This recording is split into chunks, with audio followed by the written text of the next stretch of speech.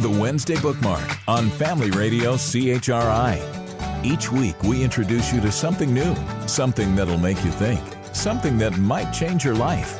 Here's this week's author interview on the Wednesday Bookmark on Family Radio CHRI. Joining us this week for the Wednesday Bookmark is Denyse O'Leary. Denyse is a Victoria-based freelance journalist and blogger who specializes in faith and science issues.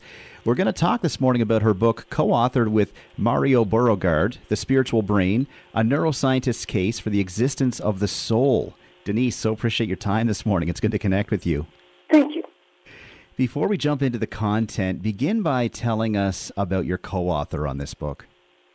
Well, Mario Beauregard was a neuroscientist at the University of Montreal who was defending his PhD, and his thesis was that, based on imaging studies of the brain, there was no particular reason to doubt that people who are having spiritual experiences are having real experiences. They're not delusions. I don't want to go into too much detail, but basically the brainwave pattern was quite different from anything that you would expect in normal life or normal sleep or anything like that.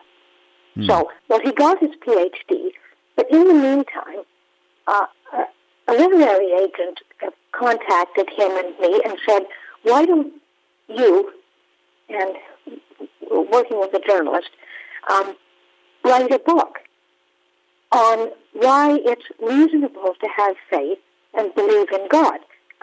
It's not true that science is showing that that's all false. Science is largely showing that it's true. It's just, it's not convenient, so it's not publicized. Mm-hmm. Oh, man, such interesting stuff, and I want to get into some of that in this interview. We have such limited time and so much to cover here, but let's just dive straight into the deep end and the so-called God part of the brain, or even God gene. Are those real things, Denyse? No, it's all nonsense. For one thing, the brain operates in a much more unitary way. There couldn't be a God part of the brain. One of the things that neuroscience has discovered is when people are doing complex things, large areas of the brain are involved. So anybody who's looking for a specific God spot or God gene is essentially wasting their time. But people can get publicity for making those claims, which is, I'm not going to say that's why they do it. I'm just going to say that's why the claims get attention. So, but no. Generally speaking, the actual evidence is consistent with spiritual experiences being real. I can give you a striking example. Okay. One of the interesting findings from near-death experiences, which can be clinically studied now using modern methods, is that people who attempted suicide and were rescued, who had spiritual experiences, very often they were quite distressing experiences, but they did not attempt suicide again. Now, here's the interesting part of it. If you asked a clinical psychologist, what's one of the strongest indicators that a person will eventually commit suicide? Well, it turns out to be that if the person has attempted suicide in the past, they probably will again. But if the person has one of those near-death experiences as a result of the suicide attempt and is brought back, they don't. Now, I would look at that and say, that's evidence of real change. It's not only evidence of real change, it's evidence of real change against the pattern. Mm-hmm. Mm-hmm. So then you look at that and say, well, from a science perspective, you have to say something happened. We don't necessarily know what happened, but something happened. You can't just explain it away as a delusion if it has actual effects on the person's life. So interesting.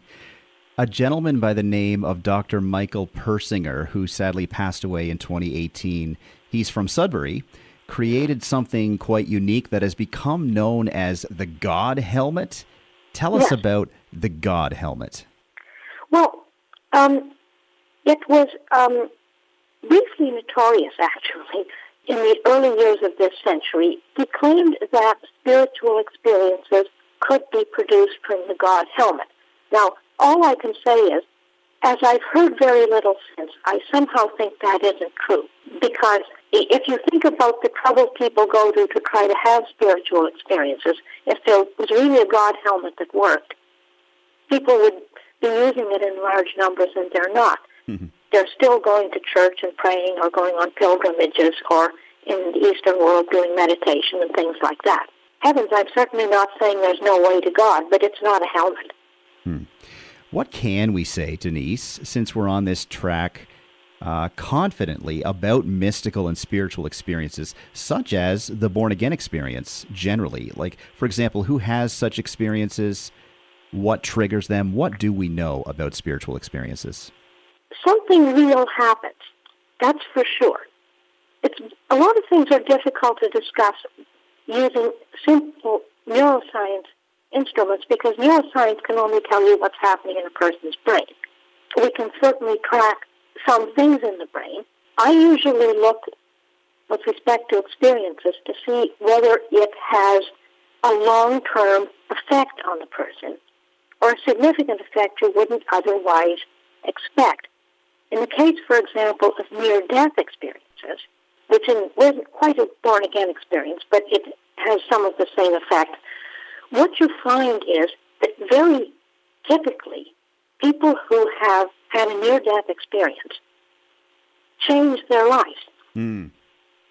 Typically in the direction of caring much more about relationships and much less about power. I'm sure it isn't always true, but it's true often enough.